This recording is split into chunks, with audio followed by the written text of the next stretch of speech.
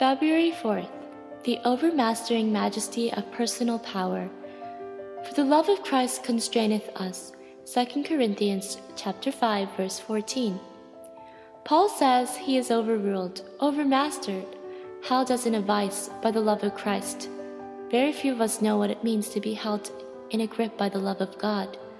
We are held by the constraint of our experience only.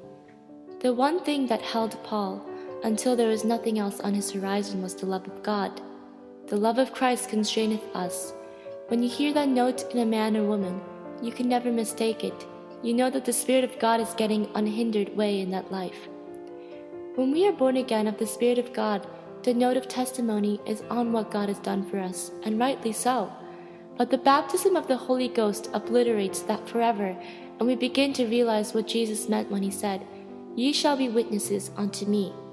Not witnesses to what Jesus can do, that is an elementary witness, but witnesses unto me. We will take everything that happens as happening to him, whether it be praise or blame, persecution or commendation.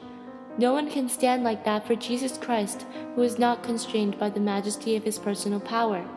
It is the only thing that matters, and the strange thing is that it is the last thing realized by the Christian worker. Paul says he is gripped by the love of Christ. That is why he acts as he does. Men may call him mad or sober, but he does not care.